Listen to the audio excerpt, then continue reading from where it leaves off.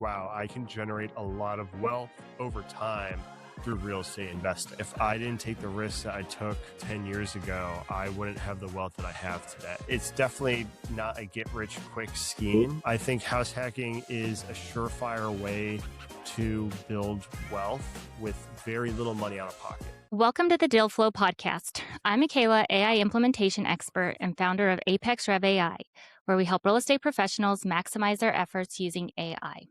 Today, joining us is Remington Lyman, co-founder of Reafco. Remington's journey from the corporate finance world to building a massive real estate portfolio and thriving brokerage is nothing short of remarkable.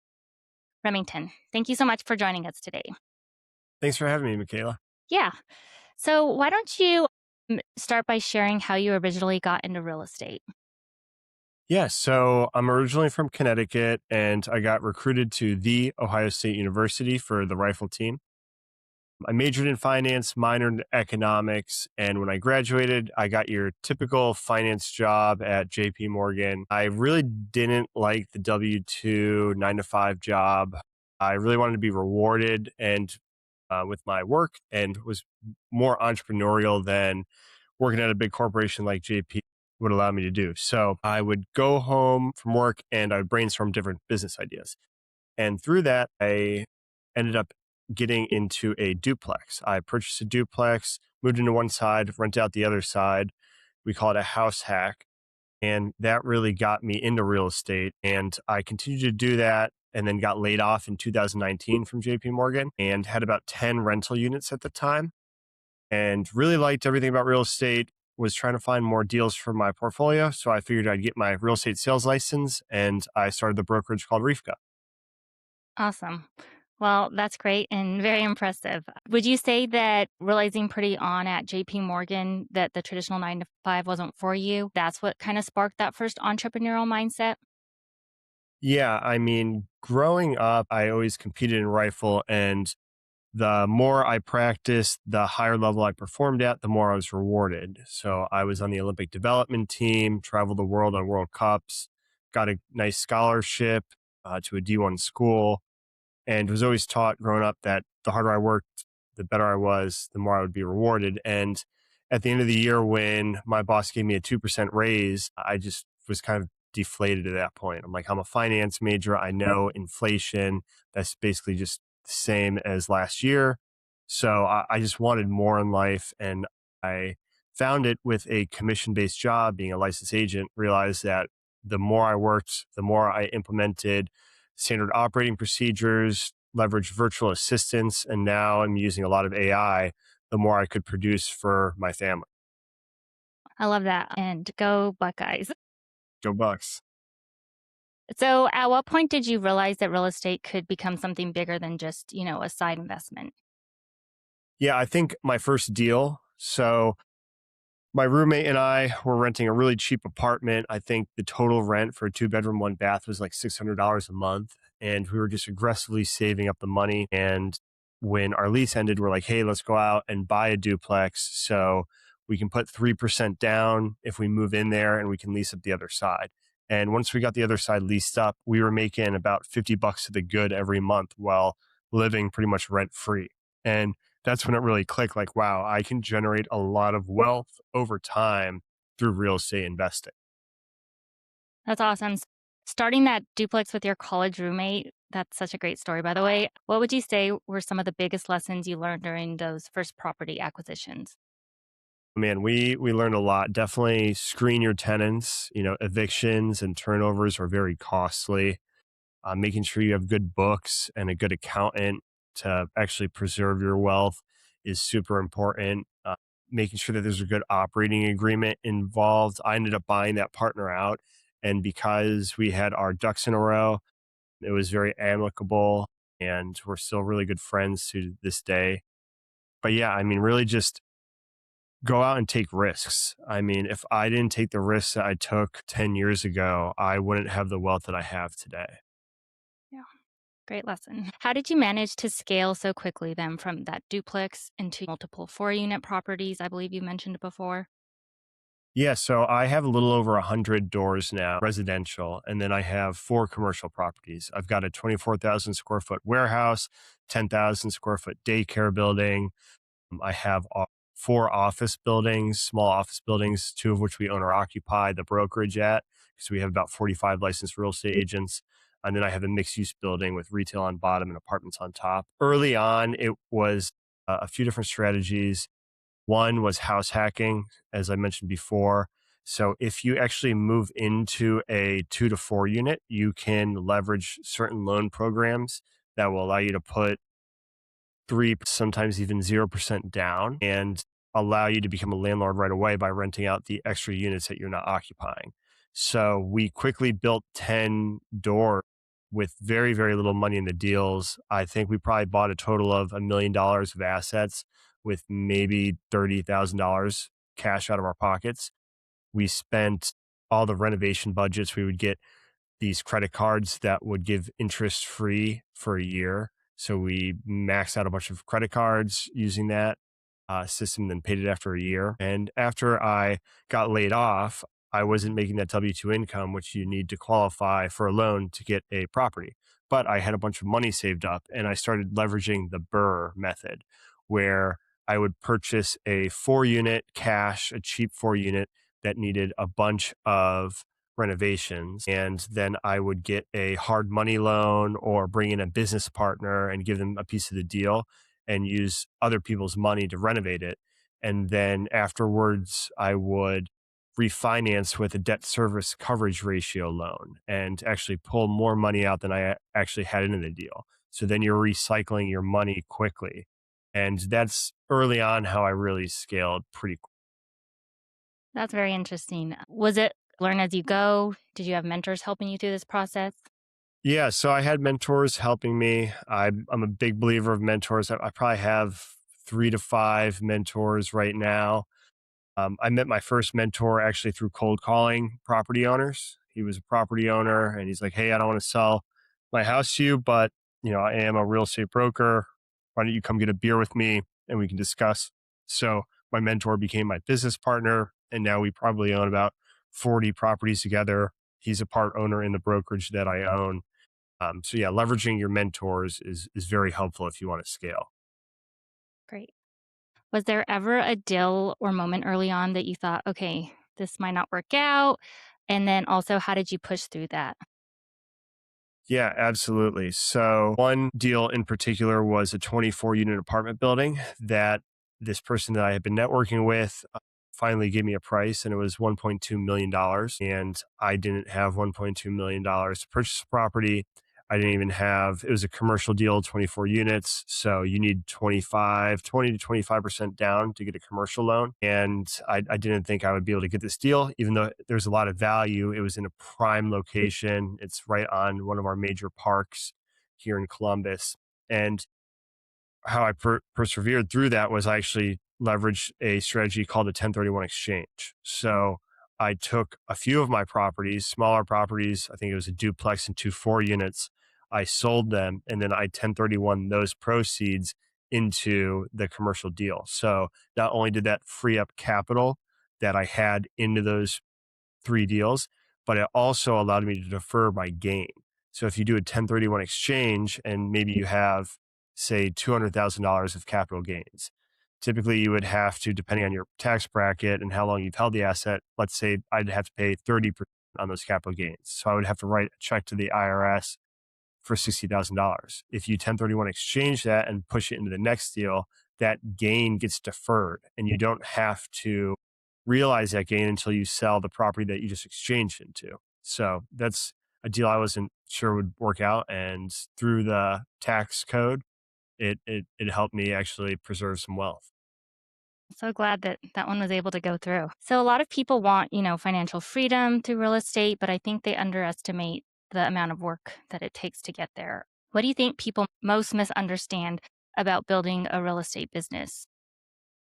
Yeah, I think a lot of people getting into becoming a real estate investor real think maybe they read a book, they buy a class from a guru, and they're like, "I'm going to replace my income in a couple of years and cash flow on all these properties." it's not that simple, especially with interest rates today and prices the way they are. There's very little people that I know unless you're buying, in the hood and, you're bringing a gun to collect the rent in cash. Very little people that I know actually cash flow right off the bat. It's more of an appreciation play and a wealth generation play. And there's going to be bumps along the road. So it's definitely not a get rich quick scheme. It's a build wealth over a long period of time game. So I think that's the biggest misunderstanding where investors kind of get stuck and end up selling or don't have the right mindset getting into the real estate investing game. So today you're overseeing over 100 residential units, several commercial deals, a brokerage, 44 agents. What does your day to day look like managing all that? Yeah, so my day to day is crazy. I think last night my wife looked at my schedule and she's like, "Wow, your day's crazy." And it's like, "Yeah, it is." But as long as I plan it all out with my calendar, I've got a really good team in place. I've got virtual assistants, I've got AI that helps me a lot. But it's just staying organized and disciplined. This morning I woke up, I played squash at 7 a.m. at the gym and then got into work at about maybe like 8:30, had a few agent interviews. I went and did a showing, a pre-listing schedule, answered a bunch of emails, text calls, and now I'm doing this podcast today. And then tonight I have a agent dinner where I'm taking my top agents out to eat to celebrate their wins throughout the year. So it's just staying really, really organized with the calendar, leveraging technology, leveraging really good help, uh, and yeah, working hard. Yeah. Sounds like the organization is very key. It is. Yeah, I live and die by my calendar. So if you're not in there, chances are I'm not making the meeting. So you've touched on brokerage, investing, and property management. What part of the business do you enjoy the most? I really enjoy training people. I get most of my agents are brand new. I get a lot of recruits from the Ohio State University. There's a bunch of different universities in Columbus. I even get people right out of high school. So I think teaching these young agents that they can work really hard, make good commissions, do really well by their clients, and then take that money and save it and don't spend it on a car or a nice purse. Save that money and then buy assets, income producing assets that will build out your wealth over time. Training those people and then seeing them grow up and live very wealthy lives is really rewarding to me.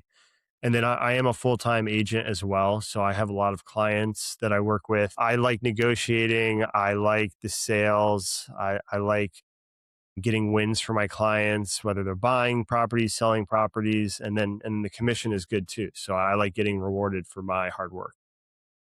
That's awesome. I love that you invest in the people that work for you and really help them succeed and build their own wealth. Yeah, absolutely. And a lot of my agents are business partners with me on various deals. So, training a new agent, maybe they don't have a bunch of money, but they have time to cold call and find a really good deal. Then the first person that they're going to come to is me, and I'll bring the money, I'll bring my expertise and split the deal with them. And then we'll settle up on the refinance. So, training these newer agents can give you access to a lot of really good opportunities. That's awesome. So, as your business has grown, how has your leadership style evolved over time? Yeah. So, you should ask my mentor this question. I think in the beginning, I was kind of, I'm from the East Coast. I got a certain personality where I can be a little brash. I like to troll people, get on social media, and kind of make fun of them. And so I was doing that in the beginning, and I was burning a lot of bridges. And my mentor kind of sat me down and was like, "Hey, you're going down a path where, in a while you're going to be kind of hated and yeah, maybe you are successful, but you're going to not have a lot of friends to celebrate your successes with." So I think I matured, around like year 2 or 3 of owning the brokerage. And now I definitely try to resist the urge to joke with people and especially other professionals when we're doing a deal and just try to be a little bit more professional for my day to day. Yeah. Well, that's great. What separates people who are able to successfully scale from those that stay stuck? Yeah, I think just hard work. So a lot of my agents come in and after a few months, they're like, hey, why haven't I closed any deals? And it's like, well, okay, you showed up at like 10 o'clock and you maybe like answered a few texts and then you left at 11 for a 2 hour lunch and you came back and you answered a few more texts and then you left at 3 o'clock. Those people are never really going to make it. That new agents and interns that are able to come to the office at 8 a.m., get all their administrative work done in an hour, and then really hit the phones. So we have lists of property owners, we have a dialer, we have a script, press play on that dialer. And if you can get through 300 to 500 dials a day, every day for, 6, 7 days a week for the next few months, that's how I really scaled early on. And that's how I found really good off market deals for myself and for my clients. So some people are willing to put in that work and be successful. And some people just want the W-2 job and to be hourly. So I think cold calling is the best way to, in the beginning, build out a really good book of business.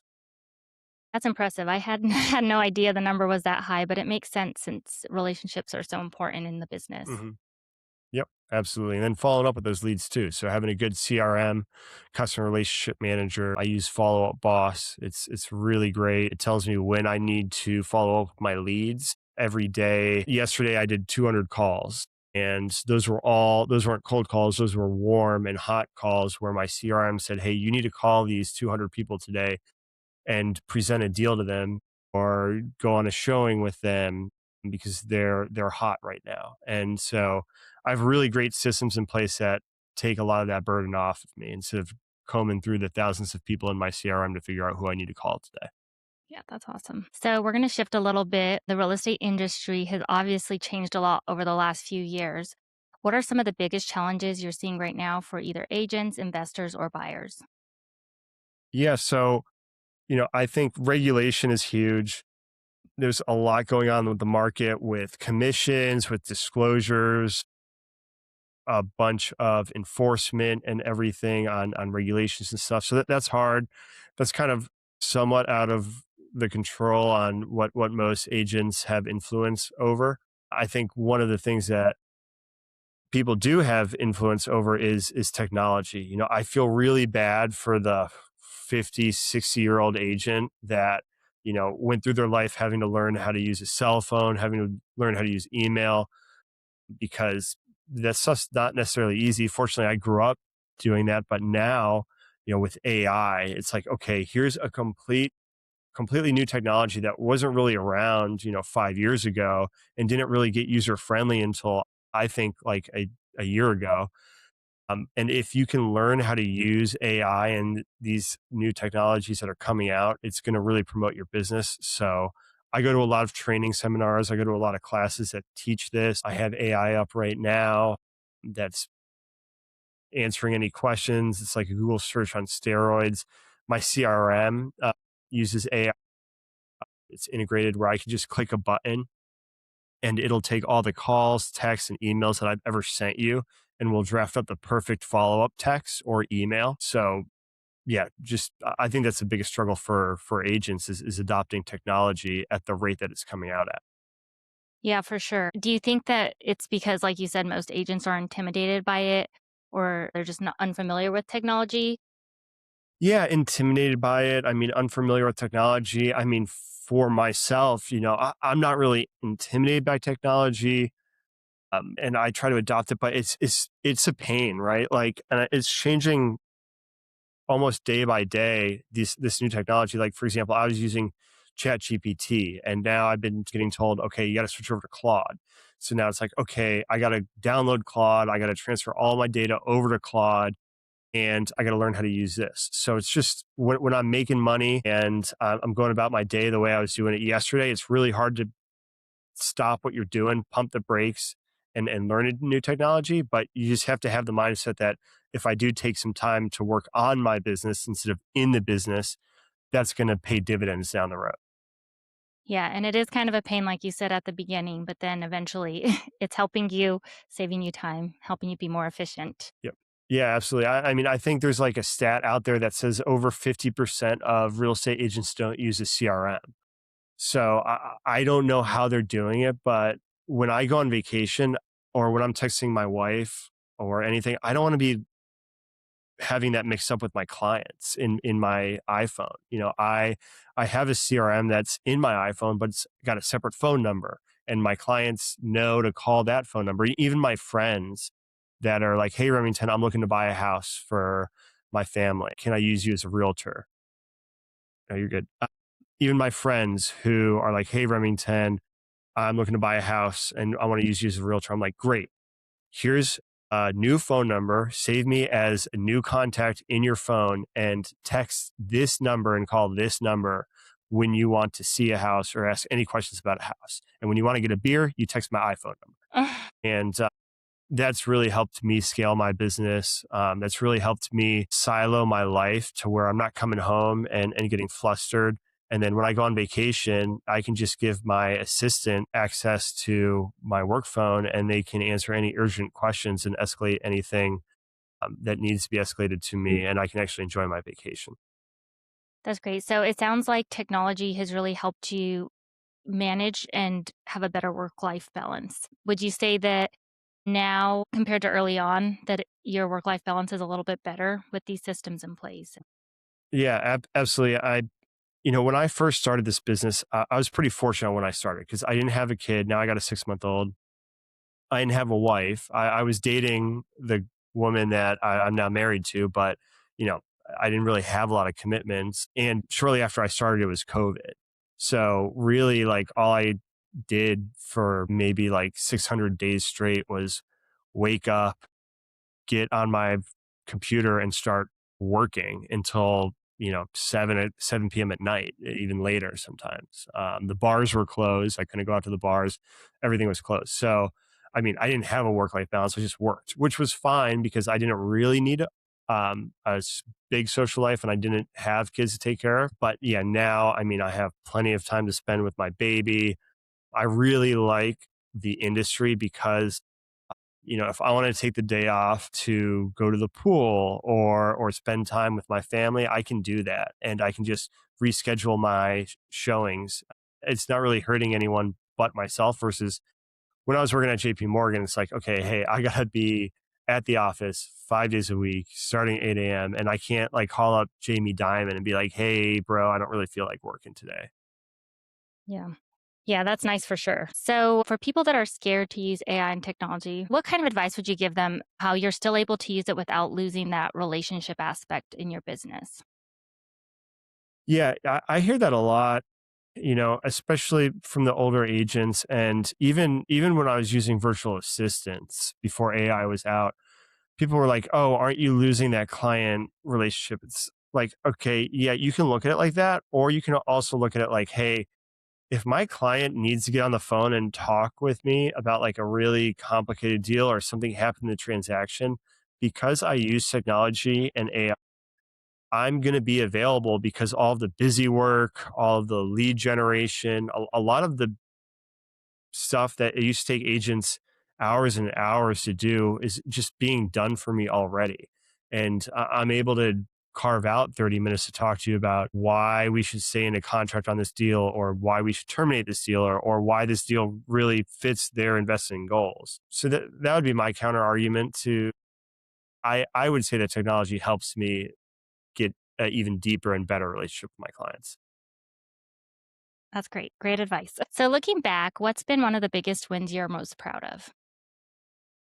Yeah, I think one of the biggest ones I'm most proud of is having my daughter. I mean, having my first kid and she's happy every day, she's healthy, and my family is my biggest win. And I wouldn't have been able to do that without generating wealth. If you want a less soft answer, I would say buying this commercial deal that I bought maybe last year. We bought a property that a 24,000 square foot warehouse that was in a really good and up and coming location that had not been used for the last 40 years. It was maybe like an old shoe factory at one point. And then I think people just bought it and was a storage warehouse. And it's in the middle of this residential area. So we bought it for pretty cheap on market for 60,000. We put about a $500,000 into it. And we just signed a 10-year lease with this art studio that bought it and carved up about 24 small art studio offices for local artists to go in and showcase their work. And it's been really good for the neighborhood. It took a dilapidated building and turned it into an income producing asset for myself. And I think really has helped the artists and the community come together. That's great. It must be neat to see these properties that you buy and, they transform into a lot of different things for your clients.